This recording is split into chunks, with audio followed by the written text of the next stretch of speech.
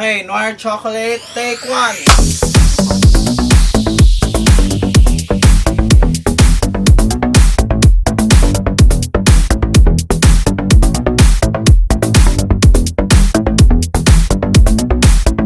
Saan ba titingin? Dito or dito?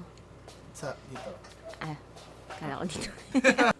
Okay, hi everyone! So, andito ulit tayo for another product review care of Noir. Noir. Hindi ba talagang pag-pronounce? Ewan ko. Google natin. How to pronounce Noir. Pero kasi Noir. Noir. Okay, so Noir Chocolat. Okay, hindi siya chocolate. Para daw social pakinggan. So, yung CH yan, chocolate. For nilalanggam. Ang sweet. Sandali pa lang eh. Hindi po kasama yung langgam sa packaging ha. Kita niyo ba yung langgam? Ano daw to? Chocolate truffles. Homemade chocolate truffles. Actually, marami nang umu-order nito. So, very popular siya. And ito siya, may kasama siyang stick na ganito. Paano to gamitin? Ito, makukuha niyo to, naka-tape siya sa ilalim. Ayan, meron siyang maliit na packet doon, no? Di ba? High-tech, napag-isipan nila yun. So, unang tingin, mukha siyang Betamax. Hindi, mali ka. Alam mo yung Betamax? Nakadikit muna sila. Dikit-dikit. Alam mo yung Betamax? Oo, alam ko yun. Ayan, yung dugo ng Ito, gagamitin mo to pag slice. Eh di madumi na siya pag hinawakan mo. Hindi, kasi dati ganito siya, dikit-dikit siya, ganyan. Tapos, hindi mo naman siya matutusok ng ganito kasi lahat makukuha. Eh di pangit na. So, ito yung use nun. I-slice mong ganyan. Oh. See? Hindi, hawakan mo na. Saan? Ayan, sige. Hindi pa ako nag-ano. Hindi ka pa nagsasanitize, okay. Tandaan, sanitize first. So, ito na siya. Medyo bite-size na siya. So, tikman na natin. Kinakagat mo ako, nasubukan buo eh. Paano nga enjoy?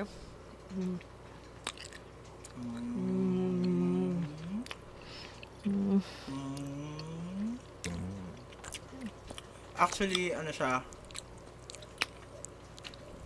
kasi ako mahilig ako sa dark chocolate talaga. Mga 75% pataas.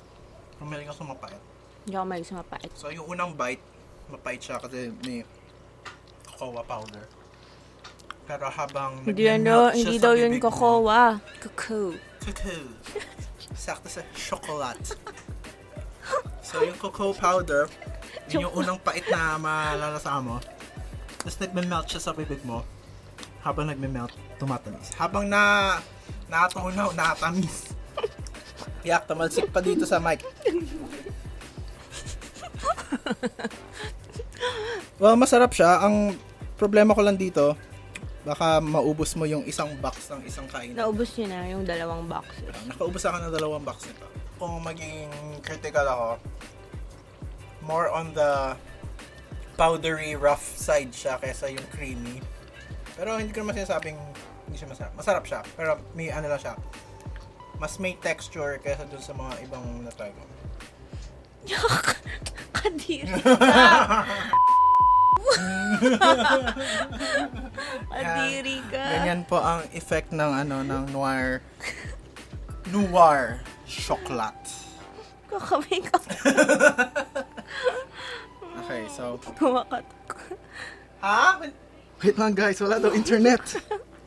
Nawalan kami ng net. Kaya nakikita niya, loading siya. So, wala siya ngayon. Ako ubos. Kapon, sobrang dami kong nakain na sweets. Kaya magkocontrol ako ngayon. Okay guys. So, pasensya na doon. Nawalan kasi ng internet. Kasi, tatay ko binunot daw yung modem din. Binunod. Binunot niya yung modem kasi naglilinis siya ng kato. 1 out of 10. Ano score mo na to? Ako 7. Mga 7 din ako. Yes. Gaya-gaya ka. Dapat mas mababa sa'yo. Ang gumagawa nito, single din. Si Eman. So, si Eman, single siya. So, kung babae kayo, may sa chocolate. Sa chocolate truffles. Ayan. Iwan lang namin yung kanyang contact details below. Check out niyo po siya sa Facebook, Eman Paz. pangalan niya, tapos i-block niyo na lang kung gusto. Tapos, So, dyan po nagtatapos ang aming review ng Noir. Ulitin mo, Noir. Noir. Noir. Chocolat. At hanggang sa next review natin. See you soon. I'm Joash. This is Glay. Bye! bye! Subscribe na kayo. Please. Subscribe na. Sige na. Parang awa nyo na.